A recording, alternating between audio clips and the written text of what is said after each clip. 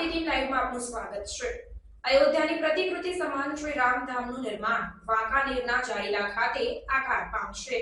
શ્રી રામધામ જાલીલા મુકામે ભારતભર જ્યારે અયોધ્યા પછી બીજું એક સરખું પ્રભુ શ્રી રામચંદ્રજી મહારાજનું મંદિર બનવા જઈ રહ્યું છે, ત્યારે શ્રી રામ જન્મભૂમિ અયોધ્યાની જેમ જ શ્રી રામધામ મંદિરના નિર્માણ માટે ગામે ગામ શ્રી ભગવાન શ્રી રામ નામની ઈંટ અને કળશ તથા માટી મોકલવામાં આવી છે, જેનું પૂજન કરી તેમને ભૂમિપૂજન માટે મોકલવામાં આવશે।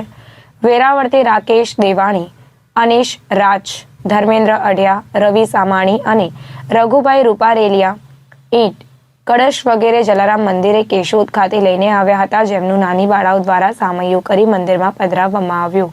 આ પ્રસંગે કેશોદના વિવિધ મંડળો, મહિલા મંડળની બહેનો, જલારામ મંદિરના ટ્રસ્ટીઓ, કેશોદ શહેર ભાજપ મંત્રી જતીન સોઢા, ભાજપ પેજ પ્રમુખ દિનેશ કાનાબાર વિશેષ ઉપસ્થિત રહ્યા હતા। ભૂમિપૂજન તેમજ કળશ યાત્રા અને 108 કુંડી હવન યજ્ઞ તારીખ 16 થી 19 દરમિયાન ઐતિહાસિક ક્ષણના સાક્ષી બનવા કેશોદના લોકોને નિમંત્રણ આપવા શ્રી રામધામ સમિતિના સભ્યો વિશેષ ઉપસ્થિત રહ્યા હતા। જય શ્રી રામધામ, જય જય શ્રી રામ। અમને શ્રી રામધામ સમિતિ જે આપણું જાલીલા મુકામે અયોધ્યા જેવી પ્રતિકૃતિ ધરાવતું, સમગ્ર ભારતભરમાં અયોધ્યા જેવી પ્રતિમા ધરાવતું બીજું એક મોટું મંદિરનું રામધામનું નિર્માણ છે, જીતુભાઈ સોમાણીની ટેકના લીધે જે નિર્માણ થવા જઈ રહ્યું છે, એ રામધામ સમિતિ વતી આજે અમે કેશોદ મહાજન, કેશોદ લોહાણા મહિલા મંડળ, કેશોદ લોહાણા યુવક મંડળ, કેશોદ જલારામ મંદિર ટ્રસ્ટ ખાતે આજે બહોળી સંખ્યામાં કેશોદના મહાજનના લોકો, ટ્રસ્ટના લોકો, યુવક મંડળના અને મહિલા મંડળના લોકોની સાથે અમે આમંત્રણ લેવા જે આવ્યા છે।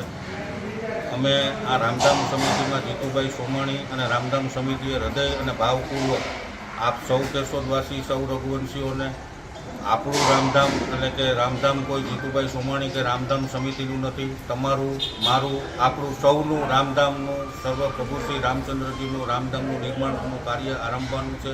જીતુભાઈ સોમાણીને એમાં પારણા પણ કરાવવાના છે। જીતુભાઈ સોમાણીએ રામધામ બનવા માટેની ટેક લીધી હતી કે જ્યાં સુધી રામધામનું નિર્માણ કાર્ય નહીં થાય ત્યાં સુધી અમે અન્ન નહીં લઉં, અને અન્ન તો ઠીક પણ સાબુદાણા પણ લેતા નથી। તો આજે આપણે આવતી 16 ફેબ્રુઆરીથી લઈ અને 19 તારીખ સુધી, 16 તારીખે કળશ યાત્રા છે, જલ કળશ યાત્રા, બહોળી સંખ્યામાં વિશાળ જનમેદની જળ કળશ યાત્રા સાથેની રેલી છે।